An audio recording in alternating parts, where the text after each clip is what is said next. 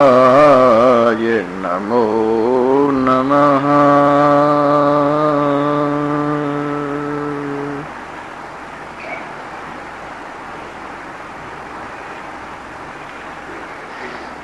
न वाञ्छता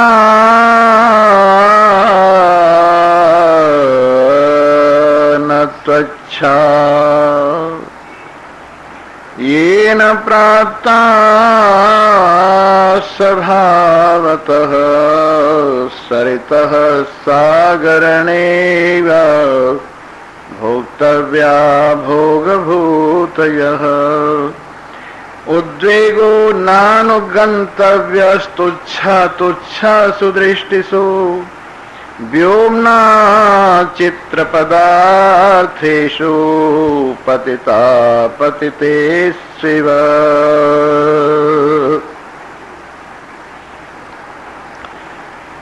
भाग्यवान श्रोतावृंद,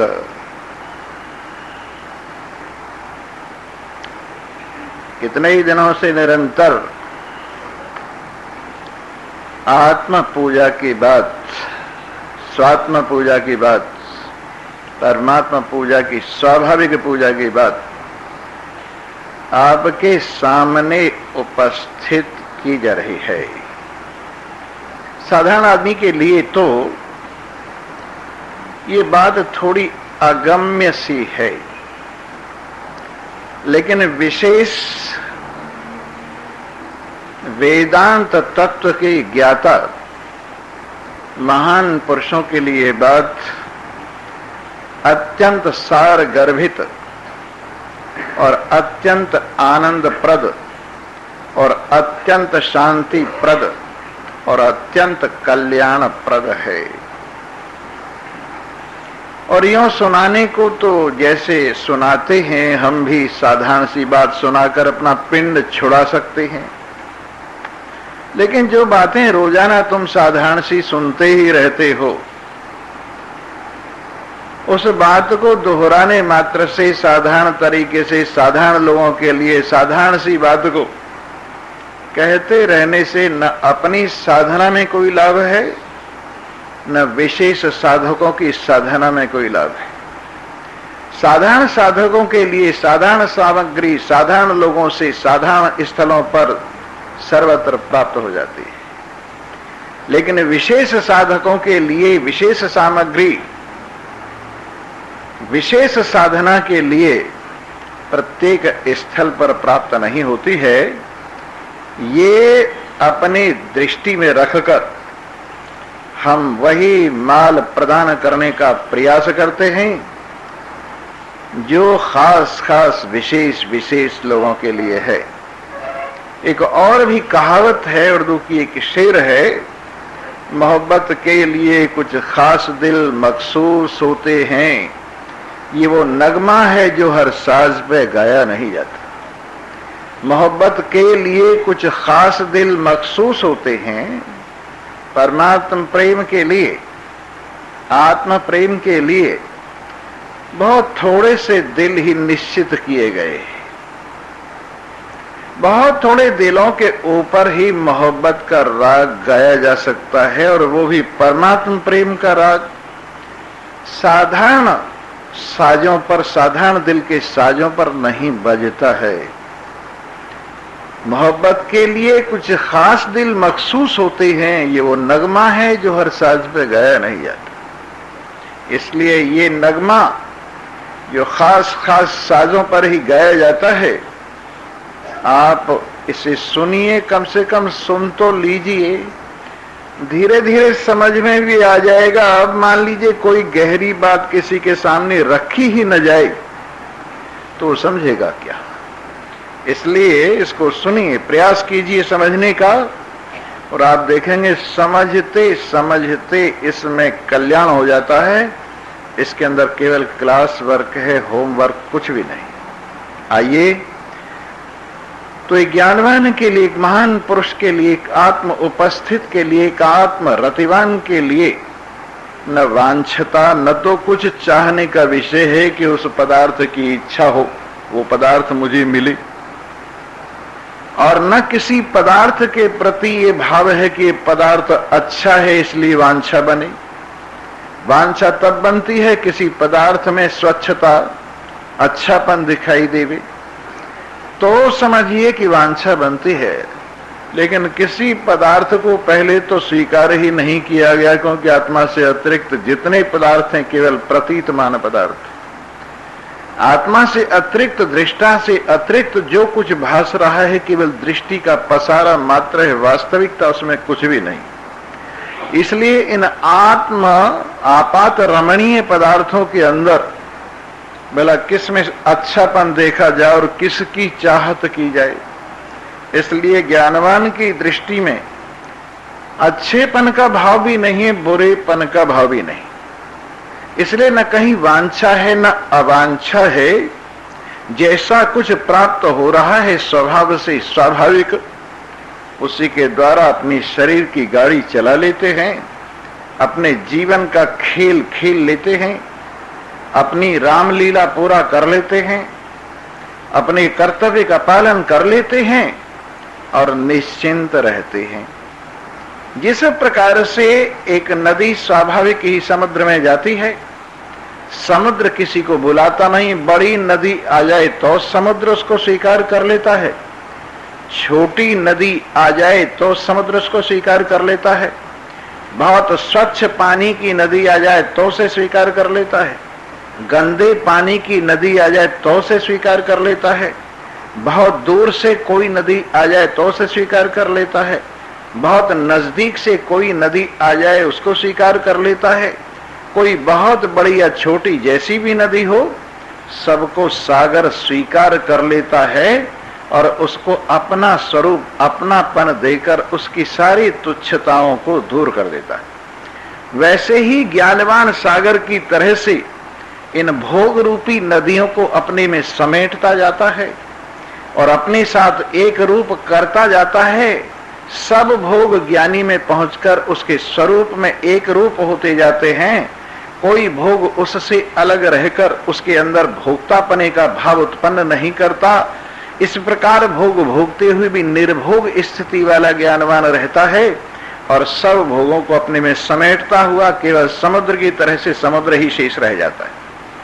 उसी प्रकार से ज्ञानवान जैसे भोग प्राप्त होंगे, छोटे भोग, बड़े भोग, दूर से आने वाले, नजदीक से आने वाले, निर्मल समल, उन सबसे अपना काम चलाकर अपने आप में उनको समेटकर अपने आप के साथ एक रूप देखते हुए अपने आप में उनको समाते हुए आनंद से विराजमान रहता है और सारी विभूतियों का भोग लगाते हुए अभोक्ता रहता है।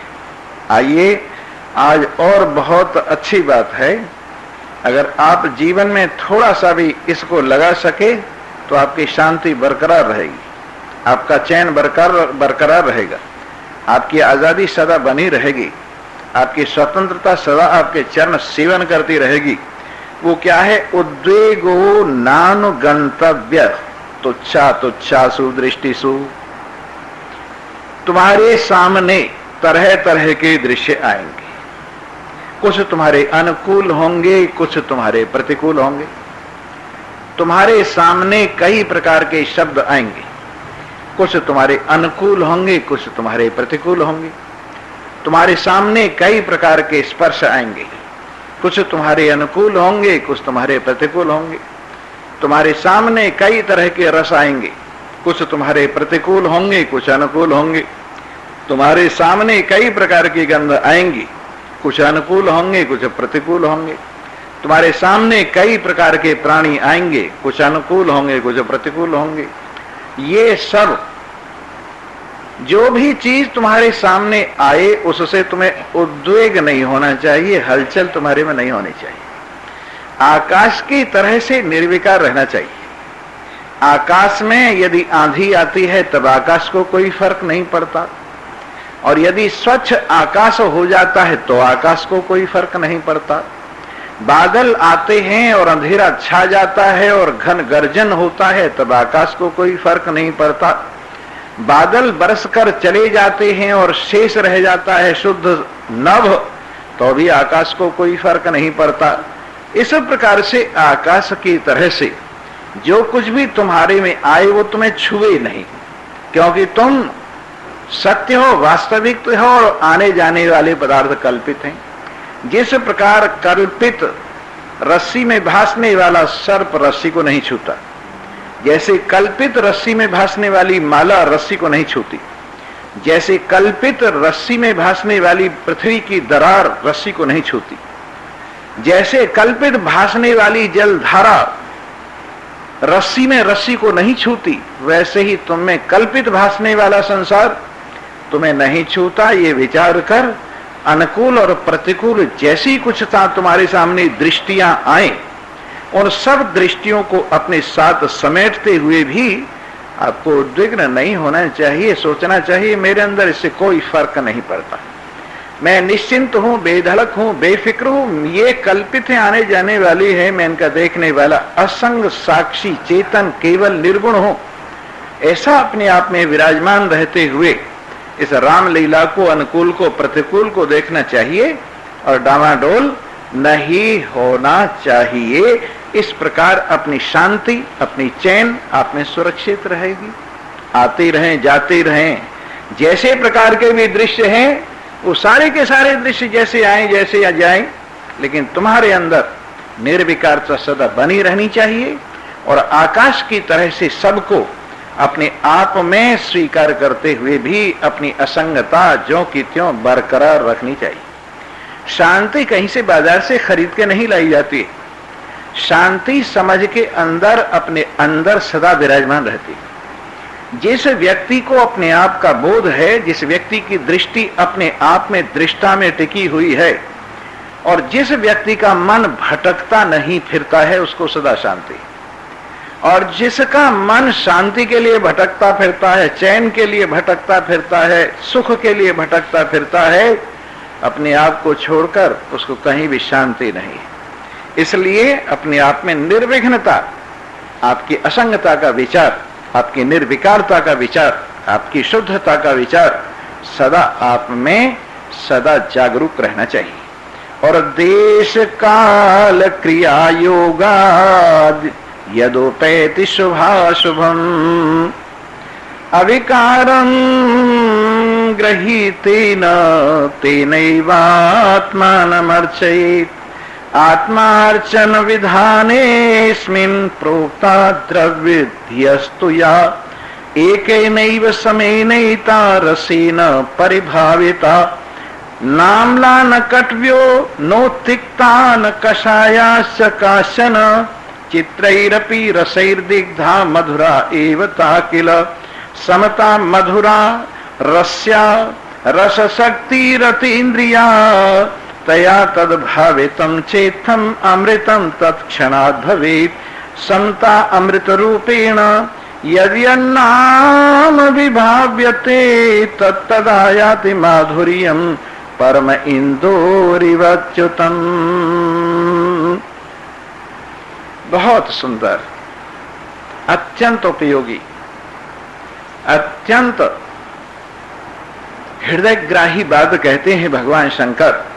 देश काल क्रिया, इनके योग से जो कुछ प्राप्त होता है। जैसे आप किसी देश में जाएंगे, कहीं पर चावल ज्यादा खाए जाते हैं, कहीं पर रोटियां ज्यादा खाई जाती हैं, कहीं पर दोनों मिले जुले खाए जाते हैं, कहीं पर उड़द की दाल, माह की दाल विशेष खाई जाती है, कहीं पर मूंग की दाल विशेष खाई जाती है, कहीं पर तूर की, अरहर की दाल विशेष खाई जाती है, कहीं पर देशी घी के खाने का चलन ज्यादा है, कहीं पर सरसों का तेल ज्यादा खाया जाता है और कहीं पर मूंगफली के तेल पे ज्यादा जोर रहता है। इस तरह से देश काल के हिसाब से, और गर्मी में कुछ और पदार्थ मिलते हैं। अब देख लिए तरह तरह के फल हिसाब से बदल जाते हैं। जाड़े के दिनों में अधिकतर वही फल आते हैं जो आपको पुष्टि प्रदान करें, वही सब्जी आती है जो पुष्टि प्रदान करें और जिनके अंदर आपके शरीर को गर्म रखने की शक्ति है। और जैसे ही गर्मी आएगी, वो रस वाले पदार्थ, रस वाले फल, रस वाली सब्जियां कुदरत आपको पेश करेगी, प्रकृति आपको पेश करेगी, जिससे आपके अंदर गर्मी को सहन करने की शक्ति बनी रहे और आपको पानी की जो बहुत अधिक प्यास है वो कम होती रहे और इस तरह से आपके चित्त में शांति बनी रहे।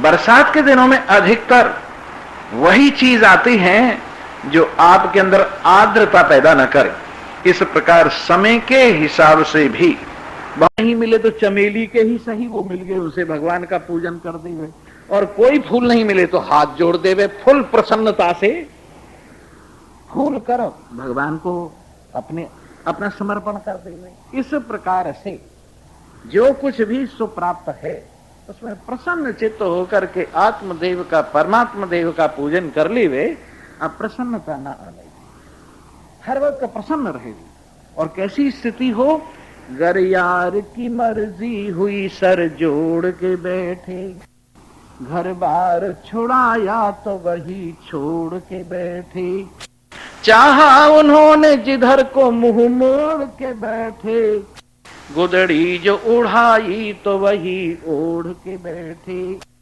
जो शाल उड़ा दी तो उसी शाल में खुश हैं, पूरे हैं मर्द वो ही जो हर हाल में खुश हैं, दो कहाँ पे कहा सोने को वो हाथ में सोए, रस्ते में कहा सोने को वो बाट में सोए, घर खाट बिछाने को मिली खाट में सोए, जो टाट बिछाने को मिली टाट में सोए, जो खाल बिछा दी तो उसी खाल में खुश हैं, पूरे हैं मर्द वो ही जो हर हाल में खुश हैं, उनके तो जहां में अजब आलम में नजीरा, क्या जाने फरिश्ते हैं या आदम में नजीरा, ऐसे तो जहां में वली अब कम है नजीरा, हर आन में हर बान में खुर्रम है नजीरा, रखो उन्हें जिस ढाल में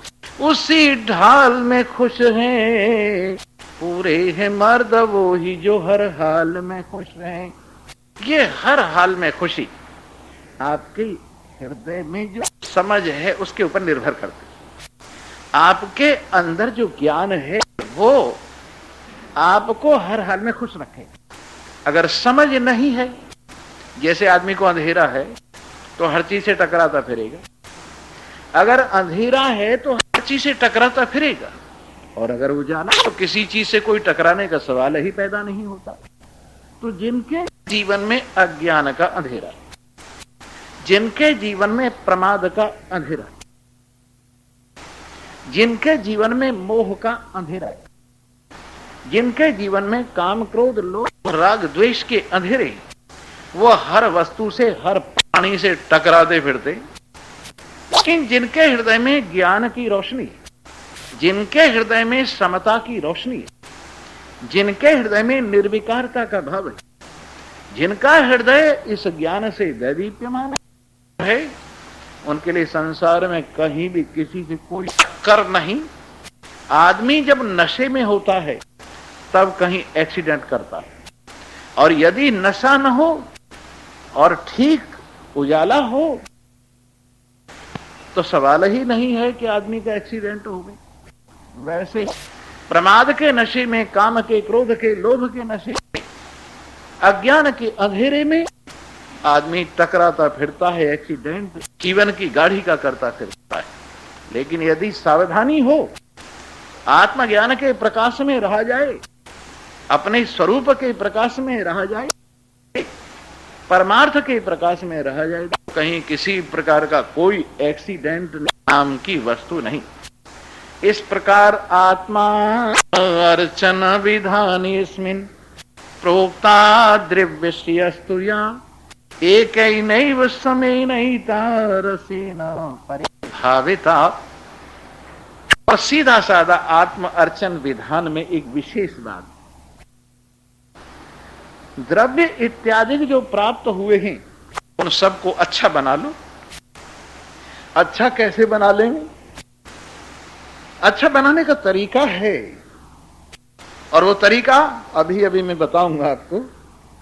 एक आदमी के पास में एक भैंस थी, और वो भैंस का दूध रोजाना एक संत के पास लाया करता और संत की सेवा में उस दूध को उपस्थित करके प्रसन्न होता था। एक दिन ऐसा हुआ कि वो भैंस ने दूध कम दिया, संत जी के पास भी दूध थोड़ा पहुंचा, तो उन्होंने कहा भगत जी क्या बात है, आज दूध थोड़ा क्यों आया है? कहने लगे जी गुरु जी क्या करूं, हरा चारा खत्म हो गया है और भैंस को हरा चारा न मिलने की वजह से दूध कम देती है। उन्होंने कहा इसमें क्या है, तुम भैंस को हरा चारा खिलाया करो। कहने लगी जब है ही नहीं कहां से खिलाऊं? कहने लगे भैंस को हरा चश्मा लगा दो, जो भी चारा खाएगी वही हरा हो जाएगा। इस तरह से मेरे मित्रों, हर चीज जैसे भैंस के लिए हरा चश्मा लगाने पर हर चारा हरा हो जाता है, वैसे ही आपको एक चश्मा दे रहे हैं। उस चश्मे को लगाने पर हर चीज आपके लिए रस भरी, हर चीज आपके लिए आनंद भरी हो जाएगी, हर परिस्थिति आपके लिए आनंद भरी हो जाएगी, अनुरोध विरोध सब आनंद भरा हुआ हो जाएगा। इसके लिए कहते हैं कि समझदार आदमी को आत्म अर्चन विधान में एक विशेष बात है, केवल समय नेता, एक समता का रस ऐसा है, समता का रस ऐसा है कि जिस चीज पर छिड़क दिया जाए वही अच्छी बन जाए।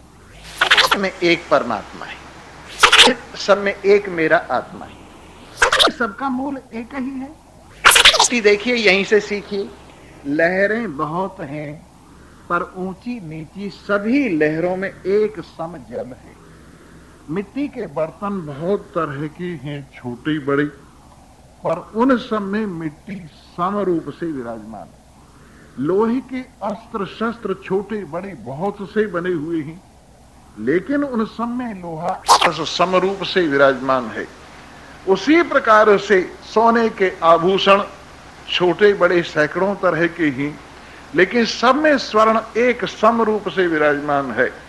वैसे इस संसार के अंदर तरह तरह का प्राणी वर्ग, तरह तरह का पदार्थ वर्ग, तरह तरह का द्रव्य वर्ग विराजमान है, लेकिन इन सब के मूल में एक परमात्मा है। परमात्मा सबका मूल होने से सब परमात्मा का अपना स्वरूप है। जैसे कोई भी लहर जल से अलग नहीं, जल रूप ही है, उसी प्रकार चराचर जगत परमात्मा रूप है। अगर इस समता का भाव आ जाए तो हर चीज अच्छी बन जाए, हर चीज में परमात्मा का दर्शन हो, हर चीज में अपना स्वरूप दिखाई देवे, फिर गैरियत की जो नजर है, द्वैत की जो दृष्टि है, वो सदा सदा के लिए निवृत्त हो जाए। इसलिए एके नैव समे नेता रसेन, एक समता का रस ऐसा है कि इस रस से परिभावित करने पर, सोचने पर, ये विचारने पर कि हर पदार्थ में परमात्मा की ही वास्तविकता है, हर प्राणी में परमात्मा की ही वास्तविकता है, चराचर जगत में परमात्मा की ही वास्तविकता है। अगर ये भाव हो जाए तो न अम्ला, न कट्व्यो, नो तिक्ता, न कषायाश्च काश्चनः। कितनी तरह के रस होते हैं? खट्टा, कड़वा, तीखा, कषाय, मीठा और नमकीन। कितने हो गए? 6 रस। कितने रस हो गए? 6 रस। खाने के 6 रस और कविता के 9 रस। कविता के कितने रस होते हैं? 9 रस। और खाने के कितने होते हैं? 6 रस। कविता के रस भी होते हैं, वीर रस है, रौद्र रस है, भयानक रस है, शांत रस है। ऐसे बहुत तरह के रस, 9 प्रकार के रस कविता के होते हैं और 6 प्रकार के रस भोजन के होते हैं।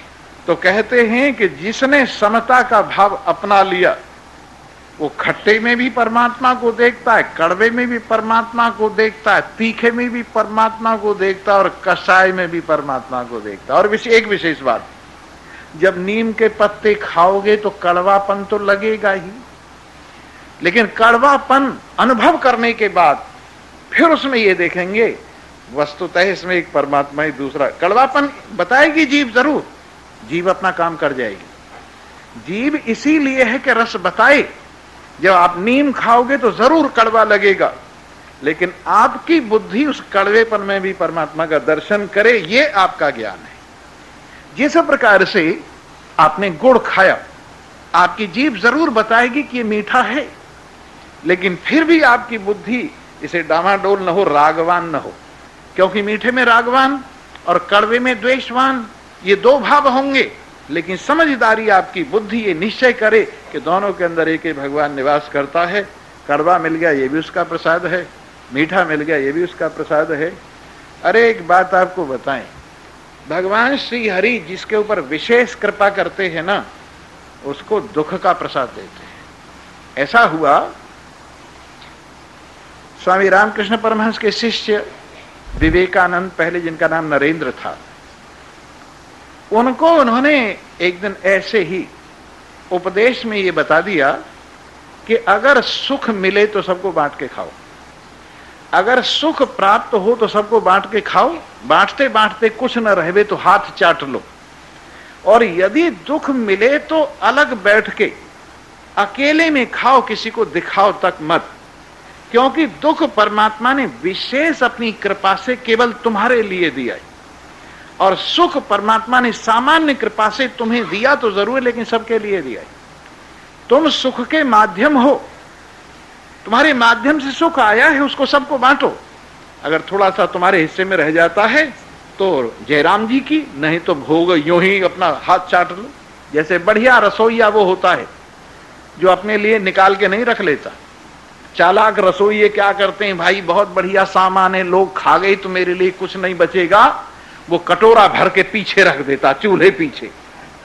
लेकिन नहीं, जो बढ़िया रसोइया है और वो सबको खिलाएगा, प्रेम से खिलाएगा, और यदि बच जाएगा तो अपने आप भोग लगाएगा, नहीं बच जाएगा तो बर्तन धो के ही पी लेगा कि अच्छा हो गया, ठीक, कोई बात। लेकिन अगर दुख मिले तो स्वामी रामकृष्ण परमहंस ने बताया कि ये विशेष प्रसाद है भगवान का, इसको किसी को दिखाए तक नहीं, अलग से अकेले में स्वयं ही खा ले। ऐसा अवसर आया। नरेंद्र उन जमानों में एमए पास किया उन्होंने, लेकिन कहीं पर सर्विस नहीं लगी। सर्विस के लिए दूर दूर तक धक्के खाते रहे, अनुकूल भाई पढ़ाई लिखाई के हिसाब से सर्विस मिलती तो करती, लेकिन मिली नहीं।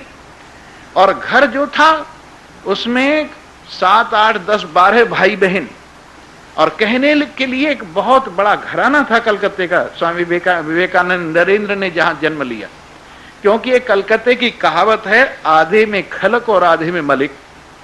वहां मलिक लोग इतने थे कि कलकत्ते की बड़ी बड़ी बाड़ियां सब मलिक लोगों की, और वो लोग जो हैं, कहावत थी कि आधे में पूरा कलकत्ता और आधे में मलिक लोग, मलिक कायस्थों में होते हैं। तो उसी बिरादरी में उनका जन्म हुआ स्वामी रामकृष्ण यानी नरेंद्र जी का। लेकिन फिर भी बड़ा घर था, बहुत बढ़िया बना हुआ था, राजबाड़ी थी, और वैसे जायदाद भी खूब थी, लेकिन हरिओम तत्सत था, चूहे घर में खड़े हुए बिना अन्न पाए हुए सलाम करते रहती थी, ऐसी हालत। कई दिनों तक भोजन नहीं किया, और माँ ने कहा बेटा भोजन कर लो, भाई खिला दो, बहनों को खिला दो, मैं कहीं मित्र के यहाँ भोजन कराया। जब कई दिनों तक स्वामी रामकृष्ण परमहंस के पास नहीं आई तो एक प्रोफेसर थे महेंद्र, उन्होंने कहा महेंद्र क्या बात है आजकल नरेंद्र क्यों नहीं आता? कहा जी वो नरेंद्र आजकल बड़ी आपत्ति में, बड़े कष्ट में, और वो सोचता है कि कष्ट के समय में मैं रामकृष्ण परमहंस के पास नहीं जाऊं। कहने लगा बड़ा बेवकूफ है, मेरे से भी छिपाता है, कल को से यहां कान पकड़ के ले आओ। खैर महेंद्र ने जाकर कहा स्वामी रामकृष्ण परमहंस आपको याद कर रहे हैं। तो वो आए, और आके स्वामी रामकृष्ण परमहंस ने देखा उनको तो उनकी आंखों में भी आंसू आ गए, क्योंकि रामकृष्ण परमहंस की धरोहर को संभालने के लिए वो एक विशेष पात्र थे। उनको उन्होंने मां से प्रार्थना करके प्राप्त किया था कि मां मुझे भी कोई एक ऐसा योग्य पात्र दो, अधिकारी दो, जो मेरे ज्ञान को संभाल सके। जो मैंने पैदा किया है आपकी कृपा से, आपका प्रसाद जो मिला है, मैं किसी को देकर जा सकूं, ऐसा कोई होना चाहिए। तो उनकी इस प्रार्थना पर नरेंद्र की प्राप्ति हुई थी। शुरू में नरेंद्र जब आए थे तो ब्रह्म समाज वाले विचारों के थे, और स्वामी रामकृष्ण परमहंस को देख के उनको अजीब सा लगता था। जब वो उनसे इतना प्यार करते और हर चीज बचा बचा के खिलाते, तो वो कहते साधु कैसा है, मेरे से इतना मोह क्यों करता है? लेकिन बाद में पता चला कि स्वामी रामकृष्ण परमहंस के भविष्य की आशा होने के कारण वो उनसे इतना प्यार करते थे। तो जब उन्होंने नरेंद्र को देखा तो आंखों में आंसू आ गए और नरेंद्र को भी रोना आ गया। उन्होंने कहा, क्यों नरेंद्र, तुम इतने दिनों तक अपने आप पर जुल्म ढाते रहे, इतने दिनों तक तुम भूखे मरते रहे, इतने दिनों तक कष्ट उठाते रहे, मेरे पास क्यों नहीं आ गए? प्रभु मैं आ तो जाता, लेकिन एक बार आपने ये कहा था कि दुख का प्रसाद अकेले में बैठ के भोग लगाना चाहिए, किसी को भी दिखाना नहीं चाहिए, इसलिए मैंने सोचा दुख का प्रसाद मैं आपके पास भी क्यों लाऊं। कहने लगे, तू अपनी मां को भी नहीं दिखाएगा दुख का प्रसाद? ठीक है, मैंने और सामान्य जनता के लिए कहा था, लेकिन अपने लिए या काली के लिए, देवी के लिए तो मैंने नहीं कहा था। मूर्ख कहीं का, आज मां तेरे ऊपर बड़ी प्रसन्न है, जो तू मांगेगा वही मिलेगा, और मां से मांग। मंदिर में भेजा, काली मंदिर में। ये काली मंदिर कलकत्ते वाला नहीं है, ये है तो वो भी कलकत्ते में, पर काली कलकत्ते वाली दूसरी है। ये काली का मंदिर जहां पर 12 महादेव हैं, ऐसा जो है ना दक्षिणेश्वर एक जगह है, वहां पर कलकत्ते में है, और एक देवी थी, उन्होंने उसका निर्माण कराया था। तो वहां जब मंदिर में गए, हाथ जोड़े प्रार्थना की और कहा, हे जगन्माता, हे सब में विराजमान विद्या रूपेण संस्थिता, हे सब में विराजमान कल्याण रूपेण संस्थिता, मैं आपसे प्रार्थना करता हूं, मुझे ज्ञान दो, मुझे भक्ति दो, मुझे वैराग्य दो। जब वापिस आए तो स्वामी रामकृष्ण परमहंस ने पूछा, क्या मांग के आया है? कहने लगे, ज्ञान भक्ति वैराग्य मांग के आया हूं। पागल कहीं का, ज्ञान वैराग्य भक्ति से घर वालों का पेट भरेगा? जा मां से प्रार्थना कर और अच्छी सी नौकरी मांग और अच्छी सी शादी मांग और परिवार की उन्नति मांग। फिर दोबारा गए और जब प्रेम से संयुक्त होकर मां की प्रार्थना करके मांगने की बात आई, तब उनसे यही निकला, मां मुझे ज्ञान दे, मुझे भक्ति दे, मुझे वैराग्य दे। दूसरी बार भी यही जब मांग के आए, स्वामी रामकृष्ण परमहंस ने फिर कहा कि अब तीसरी बार कोशिश कर, और अब के तू मां से जरूर बढ़िया सी नौकरी मांग, बढ़िया सी घरवाली मांग और घर की उन्नति मांग। तीसरी बार भी गए, लेकिन जो जन्म जन्मांतरों से इधर लगा चला आ रहा है, उसको संसार में रुचि कहां से होगी? ये एक दिन की बात नहीं है, एक दिन में कोई महात्मा नहीं बन जाता, एक दिन में कोई भक्त नहीं बन जाता, एक दिन में कोई ज्ञानी नहीं बन जाता। अनेक जन्म संसिद्धि प्राप्ता जनकादय, भगवान कृष्ण गीता में कहते हैं, जनक जैसे महान पुरुष गृहस्थ में रहते रहते भी असंग हैं, ये एक दिन में सिद्धि उनको नहीं प्राप्त हो गई। जन्म जन्मांतर से प्रयास करते करते वो इस ज्ञान की स्थिति में पहुंचे कि वो गृहस्थ में रहते रहते भी फंसे हुए नहीं थे। तो अनेक जन्मों से साधना करते चले आ रहे हैं नरेंद्र और स्वामी रामकृष्ण परमहंस, इसीलिए उनमें अपना भविष्य देखते थे। तीसरी बार फिर मैं यही मांगा, मां मुझे ज्ञान दो, मां मुझे भक्ति दो, मां मुझे वैराग्य दो। जब तीसरी बार भी यही मांगा, स्वामी रामकृष्ण परमहंस ने हृदय से लगा लिया, पुत्र तुम संसार के कीटाणुओं की तरह से जन्म नहीं लिए हो, तुम इस संसार का कल्याण करने के लिए साक्षात शिव ही इस रूप में आए हो। तुमको सचमुच आज मां ने ज्ञान भक्ति और वैराग्य से भर दिया, तुम्हारे घर का काम भी यथा युग चलता रहेगा, तुम चिंता न करो। निश्चिंत होकर के मैं तुम्हें ज्ञान की चाबी देता हूं, भक्ति और वैराग्य की चाबी देता हूं। ज्ञान भक्ति वैराग्य कमाकर अपने हृदय के खजाने को भर लो। इस प्रकार से मेरे मित्रों, जहां पर ऐसा समझा जाता है कि सुख और दुख सभी भगवान का प्रसाद है, वहां फिर दुख को देखकर आदमी का मन डामाडोल नहीं होता, चेहरा सिकुड़ता नहीं है, बल्कि अपने प्रियतम की हर चीज में उसका दर्शन करता है।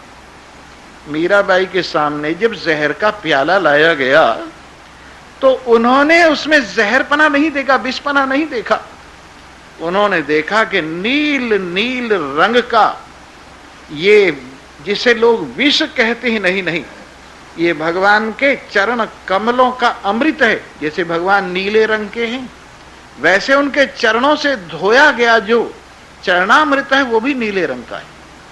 पूरा शरीर उनका नीलमणि की तरह से है, इसलिए ये जल भी जो आया है नीलमणि की तरह से अमृत चरणामृत है। और पान कर गई, सचमुच उसने अमृत का काम किया। मेरे मित्रों, ये मीरा का प्रेम था जिसने उस विष के प्याले में भी कृष्ण के दर्शन कराए। वैसे ही समता का भाव सब में, परमात्मा का, आत्मा के दर्शन का भाव किसी में है तो उसके लिए खट्टा, मीठा, चरपरा, कषाय, ये सारे तरह तरह के चित्रई रपी रसैर दिग्धा, तरह तरह के रसों को उपभोग करते हुए सारे रस मधुरा एवता किला, समता के भाव से सबके सब मधुर हो जाते हैं, सबके सब मधुर हो जाते हैं। अब कोई कृष्ण भगवान का प्रेमी ब्रज में जाकर उसके पैर में लग गया कांटा, तो उस कांटे को भी कृष्ण कहता है और कहता है, यार कृष्ण अच्छी जगह पर लगा है तू, कम से कम तूने रास्ता तो रोक लिया, इतनी देर तक मुझे अपनी ओर आकर्षित तो किया। गुलों से खार बेहतर हैं जो दामन थाम लेते। तो इस तरह से कृष्ण के प्रेमी कहते हैं कि वृंदावन का तो कांटा भी बढ़िया है, पत्थर भी बढ़िया। हमने कहा यार गोवर्धन वाली सड़क बड़ी खराब है और आदमी के पैर रगड़ जाते हैं, छाले पड़ जाते हैं, बुरा हाल हो जाता है। कहने लगे, अरे स्वामी जी, वृंदावन के जो है ना पत्थर भी कृष्ण हैं और उनके रगड़ने से जो छाले पड़े हैं वो भी कृष्ण है। इस तरह से जो समता का भाव जिसमें विराजमान है, उसके लिए वृंदावन में ही नहीं, पूरे संसार के अंदर कहीं भी वो जाए, पूरे जीवन के अंदर कोई भी दिन क्यों ना हो, यही समता का भाव रहता है। और समता मधुरा रस्या रस शक्ति रतीन्द्रिया तया यद भावितम चेतम अमृतम तत्क्षणात् भवेत्। समता मधुरा रस्या, जो समता का भाव है, जो समता की बुद्धि है, अत्यंत रस रूपा है, मधुर रूपा है और रस शक्ति उसके अंदर विशेष रूप से विराजमान है। अतीन्द्रिया पर साधारण इंद्रियों से नहीं देखा जाता। बोलो सच्चिदानंद। जी हां, साधारण आंखों से नहीं देखा जाता कि ये समता का भाव सब में परमात्मा विराजमान है। साधारण दृष्टि से थोड़ी देखा जाता है। जब अर्जुन ने कहा, प्रभु आप कहते हो मैं सब में निवास करता हूं, सब मेरे में निवास करते हो, मुझे भी दिखा दो जरा। मैं आपको पीपल में देखना चाहता हूं, मैं आपको नीम में देखना चाहता हूं, मैं आपको आम में देखना चाहता हूं, मैं आपको पशु पक्षी सब में देखना चाहता हूं, आप कृपा करके मुझे भी दिखा दो। उन्होंने कहा, देखना चाहता है, न तो मां में शक्य से दृष्टुम अनैनैव स्वचक्षुषा, तो इन आंखों से मेरी इस समतामयी उपस्थिति को, सर्वव्यापक उपस्थिति को नहीं देख सकता। फिर क्या करोगे? दिव्यम ददामी ते चक्षु, मैं तुझे दिव्य चक्षु देता हूं, ज्ञान चक्षु देता हूं, विशेष चक्षु देता हूं, कृपा चक्षु देता हूं, जिससे तू सर्वत्र मुझे देख लेगा। और जैसे ही अर्जुन को चक्षु मिले, समय उसको भगवान दिखाई दिए और भगवान का इतना विस्तार दिखाई दिया कि अपने आप भी भगवान में खड़ा है। ऐसा देखा कि मैं भी भगवान में खड़ा हूं, मेरा शरीर भी भगवान में खड़ा है, चराचर जगत भगवान के अंदर खड़ा हुआ है और भगवान सबके अंदर निवास कर रहे हैं। तो इस प्रकार ये समता का भाव, सब में सम रूप से रस विराजमान है, सब में सम रूप से मेरा आत्मा विराजमान है, सब में सम रूप से मेरी पूजा हो रही है, सब में सम रूप से एक रस, ये आनंद स्वरूप भगवान विराजमान है। ये रस शक्ति, ये मधुरा शक्ति, ये समता शक्ति अतीन्द्रिय है, इंद्रियों से दिखती नहीं है। इसके लिए बड़ी समझ चाहिए, भगवान की कृपा चाहिए, संतों की कृपा चाहिए। और तया यद भासितम चेतम अमृत तत्क्षणात् भवेत्, इस समता के रस को आंखों में लेकर, इस मधुर समता के रस को आंखों में लेकर, हृदय में लेकर, जो कुछ भी तुम्हारे सामने आएगा, आप मधुर आत्मा का, मधुर समता का भाव हृदय में लाइए। हर चीज आपके लिए एक क्षण में अमृत हो जाएगी, हर चीज आपके लिए एक क्षण में परमात्मा का स्वरूप हो जाएगी। लोग तो कहते हैं दर्शन नहीं होते, और हम बार बार कहते हैं कि दर्शन के सिवाय कुछ नहीं होता। अगर आप लोहे के अस्त्र शस्त्रों में अलग से लोहे का दर्शन करना चाहें तो कैसे दर्शन करोगे भाई? एक बात आपको बताते हैं, शायद आपकी समझ में आ जाए। एक सेठ जी जब शरीर छोड़ने लगे तो उनके पास में 10 मन सोना था, और भी सामान बहुत था और धन वगैरह था, लेकिन 10 मन सोना उन्होंने क्या किया, उसकी एक संदूक बनवाई और उसका ताला भी सोने का, उसकी चाबी भी सोने की, उसका कुंडा भी सोने का, और उसको संदूक को बंद करके ताला लगाकर ताली उसके ऊपर रखकर उसको मकान के हवेली के कोने में गाड़ दिया। और जब शरीर शांत होने लगा तो उन्होंने बही खाते के एक पन्ने पर लिख दिया, मकान के फला कोने में एक संदूक गढ़ा हुआ है, उसके अंदर 10 मन सोना रखा हुआ है। 10 मन सोना संदूक में रखा हुआ है। ये लिखकर शरीर शांत हो गया। अब लड़का जो था, क्योंकि मुफ्त का माल मिला था ना, बड़ी बेरहमी के साथ सारा माल उड़ा दिया। जब सारा माल उड़ा दिया तो बही खाता पलट के देखने लगा कहीं कुछ मिल जाए, पिताजी का लिखा हुआ मिल गया, और उसमें लिखा था मकान के फला कोने में संदूक में 10 मन सोना पड़ा हुआ है। कोना खुदवाया, संदूक निकला, खोला गया, चाबी भी थी ना, खोला तो उसमें एक रत्ती भर सोना नहीं निकला।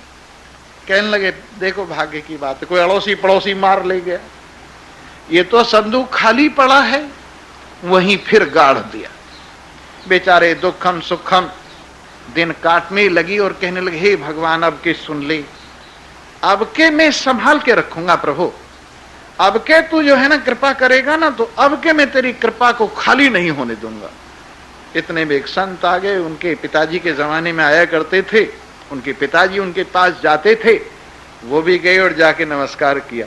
कहने लगे वाह भाई बेटा बहुत दिनों में दिखाई दिए हो, तुम तो आते ही नहीं थे कभी। बोले क्या बताऊं, आप सच कहते हैं मेरे का आने का कभी मूड ही नहीं हुआ, पर अब जब सब सत्यानाश हो गया है तो आपकी याद आई।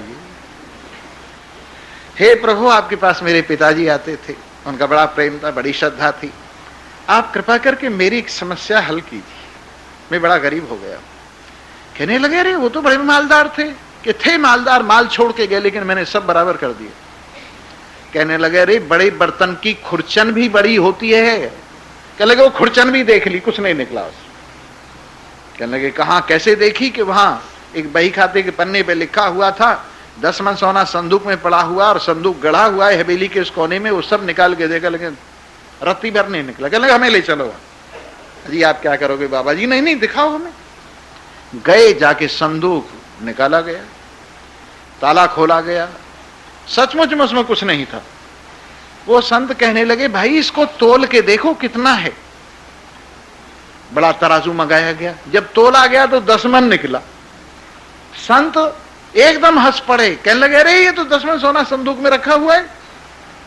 कहने लगे कहां रखा हुआ है जी, कहां रखा? अरे सारा संदूक ही सोने का है बेवकूफ, ये तो समझदारी तेरे में जगाने के लिए ये बात लिखी गई है, नहीं तो ये सारा संदूक सोने का है। इसका नीचे वाला ऊपर वाला पल्ला दोनों सोने के, इसका कुंडा सोने का है, इसका ताला सोने का, इसकी चाबी सोने की। वैसे ही जिसे तुम संदूक समझ रहे हो वो सोना है, वैसे ही जिसे तुम दुनिया समझ रहे हो परमात्मा है। जैसे कि उस संदूक में जो कुछ था सब सोना था, अब उसमें अलग से सोने के दर्शन कहां होते? वैसे ही चराचर जगत भगवान का अपना स्वरूप, आत्मा का ही एकमात्र स्वरूप, इससे अतिरिक्त कुछ नहीं। वही आकाश, वही अग्नि, वही जल, वही पृथ्वी, वही वायु, चराचर जगत वही है। अलग से जब तुम दर्शन करने की सोचते हो तो संदूक में सोना तलाश करते हो कि कहीं रखा हुआ है, पर वास्तविकता यह है कि पूरे का पूरा संदूक सोने का। वैसे चराचर जगत भगवान का ही अपना स्वरूप, आत्मा का ही अपना स्वरूप है। अगर ये बात आपकी समझ में आ जाए तो हर चीज परमात्मा का स्वरूप है, हर वस्तु में आपको परमात्मा का दर्शन हो। इन्हीं शब्दों के साथ आज की कथा पर्यवसान को प्राप्त हो गई है, और अब 2 ही दिन बाकी रह गए हैं। इन 2 दिनों का पूरा लाभ उठाइए। एक भजन सुनाते हैं और उसके बाद आप भजन सुन के अपने अपने घर जाइए।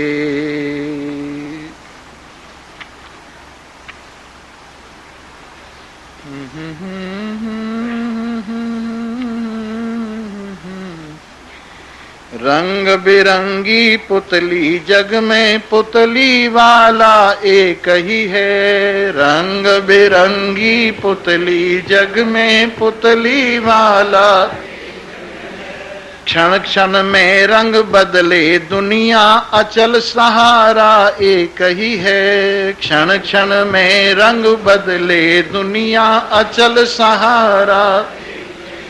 जादूगर के जादू देखो क्या क्या माल दिखाता है। जादूगर के जादू देखो क्या क्या माल दिखा दिखा कर खेल हजारों अंत स्वयं रह जाता है। दिखा दिखा कर खेल हजार अंत स्वयं रह जाता।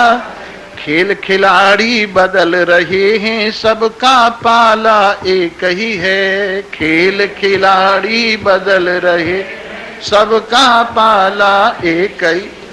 रंग बिरंगी पुतली जग में पुतली वाला एक ही है। रंग बिरंगी पुतली जग में पुतली। 12 मन की धोबन देखो ताजमहल देखो लोगो। 12 मन की धोबन देखो ताजमहल देखो। पहले जमाने में कंधे पे रख के बाइस्कोप घुमा करते थे और बच्चों को दिखाते थे। डब्बों में से देखते थे बच्चे, उनके अंदर शीशे लगे हुए थे और पीछे फोटो की रील घूमती थी, हाथ से घुमाता था और वो छोटे छोटे फोटो बड़े बड़े दिखाई देते थे उन चश्मों के, उन शीशों की वजह से। तो यूं लगता था उसमें एक धोबन होती थी, एक औरत होती थी बड़ी मोटी 12 मन की। तो वो कहा करते थे आओ 12 मन की धोबन देखो, ताजमहल देखो। तो उसी प्रकार ये संसार क्या है, बाइस्कोप है। और यहाँ छोटे छोटे चीजें बड़ी बड़ी दिखाई दे रही हैं और वो सिर्फ आंखों का दृष्टि का फर्क है कुछ नहीं। तो 12 मन की धोबन देखो ताजमहल देखो लोगो। ये लाट कुतुब की देखो लोगो। रंग महल देखो लोगो। जो नहीं देखा वो सब देखो, देखने वाला एक ही है। रंग बिरंगी पुतली जग में पुतली वाला एक ही है। आई जवानी उछले बालक, बुढ़ा देखो अपना तन। बनती और बिगड़ती दुनिया, जागृत स्वप्न सुषुप्ति मन। गरम मसाला इसमें डाला। संसार में अगर गरम मसाला न पड़ता तो ये रस वाली कैसे हो जाती। इसलिए गरम मसाला इसमें डाला, अमर उजाला एक ही है। रंग बिरंगी पुतली जग में पुतली वाला एक ही है। वर्ण आश्रम रंग बिरंगे, इसमें खेलो खेले में एक ही सत्य अनेक विराजे। माया के इस मेले में ज्ञान प्रकाशक सत्य प्रधारक आनंद प्याला एक ही है। रंग बिरंगी पुतली जग में पुतली वाला एक ही है। सूत्रधार को, पुतली वाले को अगर आपने देख लिया तो पुतलियों का कोई भी दोष आपको नजर नहीं आएगा। ये सब पीछे नचाने वाले की कारीगरी है। हरि ही